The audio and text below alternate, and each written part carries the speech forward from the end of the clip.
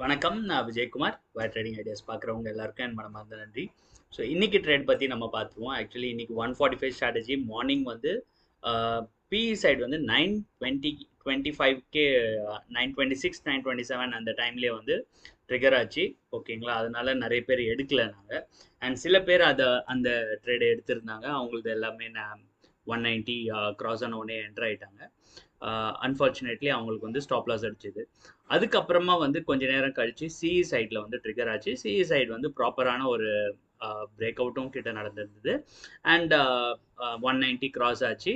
Every parameter was picture perfect அதில். ஓகேங்களா?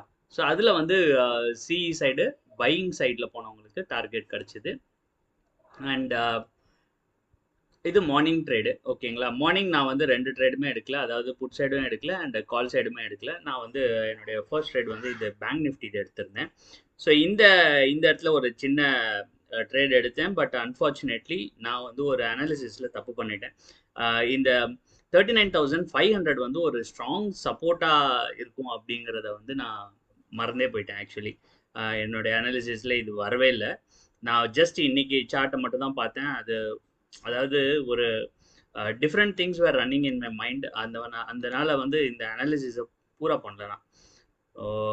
அதுக்கப்புறமா போட்டது தான் இந்த இந்த மார்க்கிங். ஓகேங்களா? இதை நான் ட்ரேட் எடுக்கிறதுக்கு முன்னாடி போட்டிருந்தேன்னா maybe I would have not taken this trade.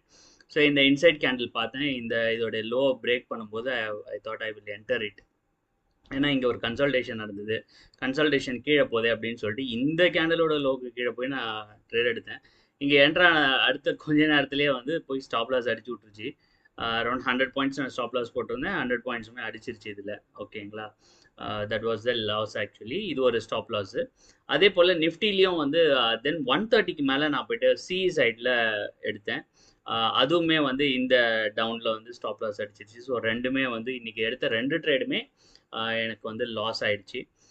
Bank Nifty actually அது வந்து நான் தப்பான ஒரு ட்ரேட் எடுத்துட்டேன் ஆக்சுவலி. ஏன்னா இந்த 39,500 வந்து நிறைய முறை சப்போர்ட் எடுத்திருக்கு. உங்களுக்கும் காட்டுறேன், நீங்களும் கற்றுக்கோங்க. சி லாஸ்ட் டைம் வந்து பார்த்தீங்கன்னா இங்கே 39,500 இந்த ஜோன்ல இருந்து தான் ஃபால் ஆயிருக்கு. அண்ட் இன்னைக்கு காலையில் கூட ஓப்பன் ஆகி அந்த ஜோன்ல இருந்து தான் கீழே வந்திருக்கு. திரும்ப ரெண்டாவது முறையும் 39,500 ரேஞ்சுக்கு வந்துட்டு அங்கேருந்து தான் ஃபால் ஆயிருக்கு.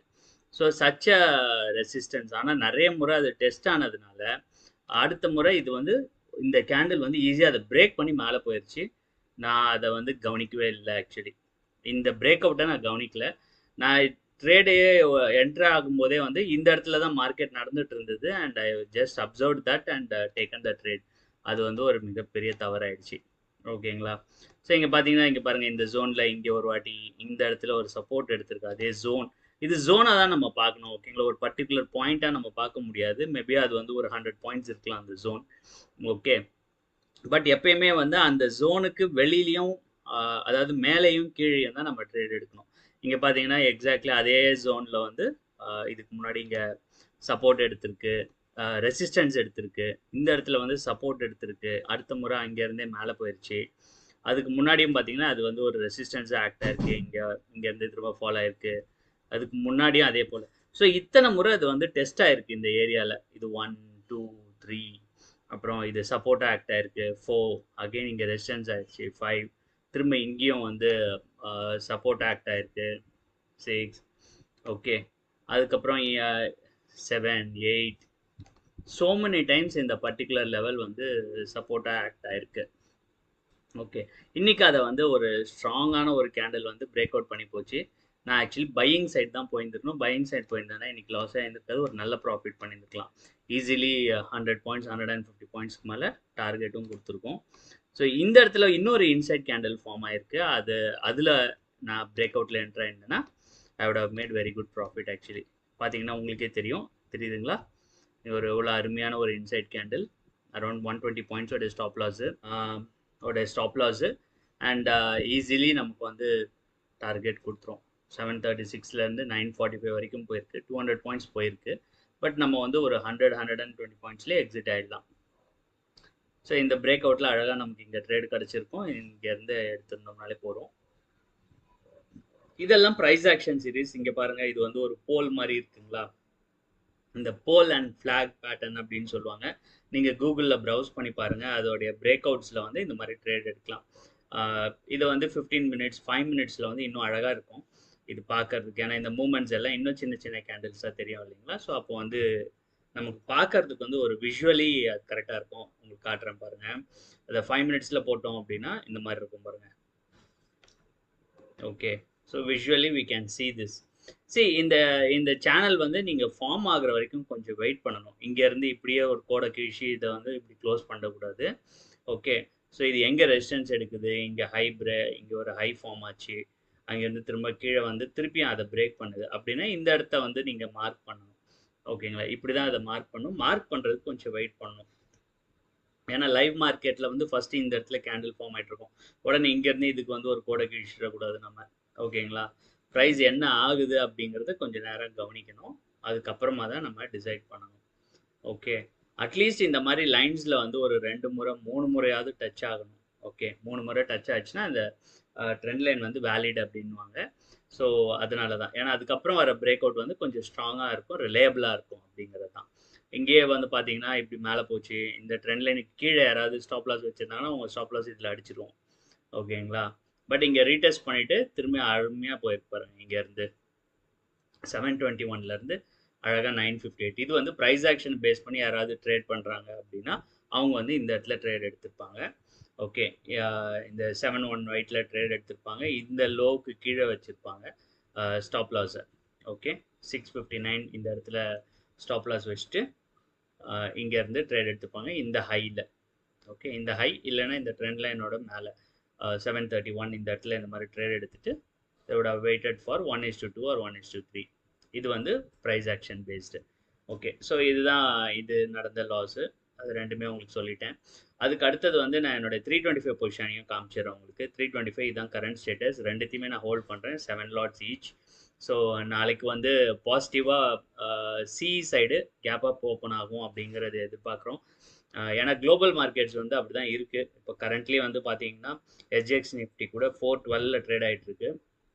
அண்ட் 17,461 வரைக்கும் இன்றைக்கி போயிட்டு இப்போ 412 ட்ரேட் ஆகிட்டுருக்கு. அண்ட் யூஎஸ் மார்க்கெட்டும் வந்து ஓரளவுக்கு பரவாயில்லையாக இருக்குது. ஒரு வாட்டி ரெஃப்ரெஷ் பண்ணிடுவோமா? ரெஃப்ரெஷ் பண்ணி பார்த்துருவோம்.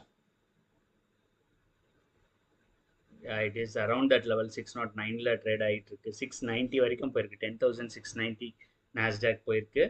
அண்ட் எஸ்ஜிஎக்ஸ் நிஃப்டி வந்து அப்படியே 412ல் இருக்குது. ஓகேங்களா? ஸோ இந்த மொமெண்டம் நாளைக்கு காலையிலையும் கண்டினியூ ஆச்சுன்னா நமக்கு வந்து டார்கெட் கிடச்சிரும் நாளைக்கு காலையில். அஃப்கோர்ஸ் நான் ஏற்கனவே சொன்ன போல் இது பிஇ சைடில் வந்து எஸ்எல் கொஞ்சம் கூட போகும். மேபி வந்து 60 ருபீஸோ இல்லை 65 இல்லை 62 அந்த ரேஞ்சில் கிடைக்கும்னு நினைக்கிறேன். அதை வந்து நான் செக் பண்ணணும். அதை வந்து இந்த சார்ட்டில் போட்டு பார்த்துடலாமா? ஸோ இன்கேஸ் ஆல்ரெடி நான் போட்டு வச்சேன்.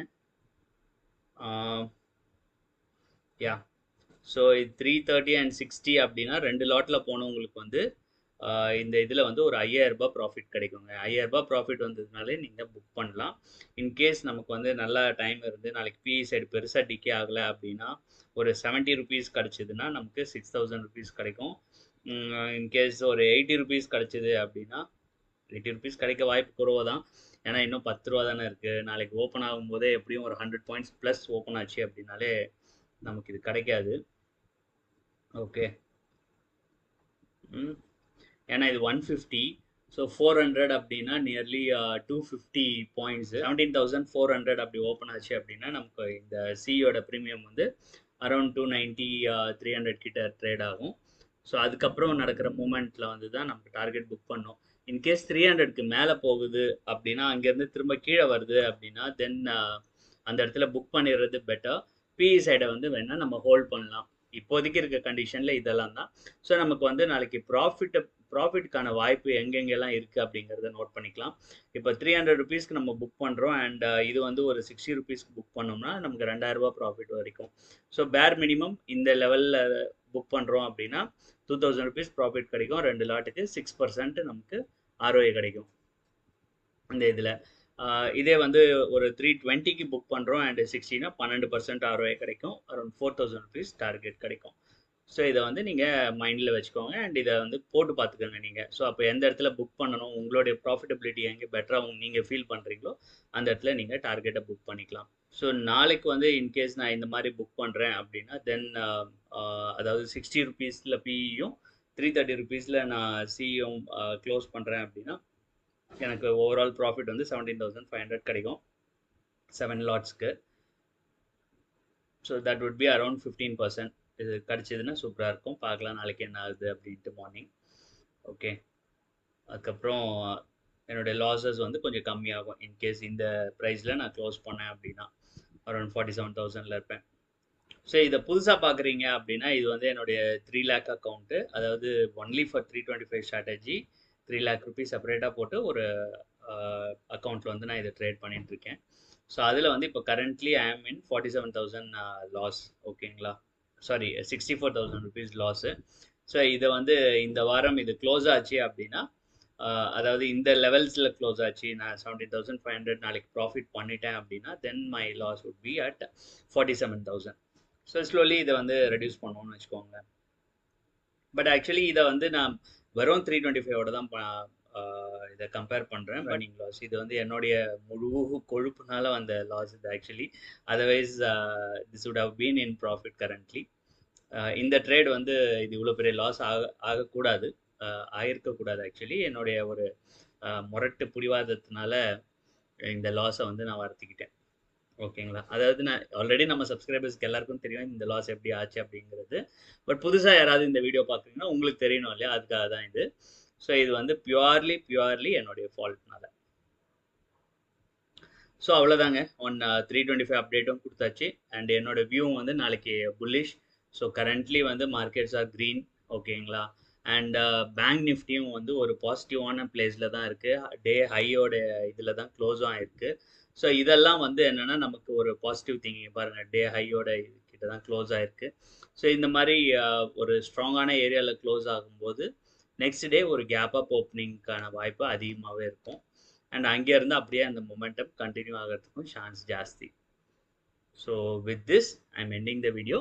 தேங்க்யூ ஸோ மச் ஃபார் வாட்சிங். நாளைக்கு இன்னொரு அருமையான வீடியோட உங்கள் எல்லாரையுமே சந்திக்கிறேன். டில் தென் டேக் கேர், பாய், தேங்க்யூ.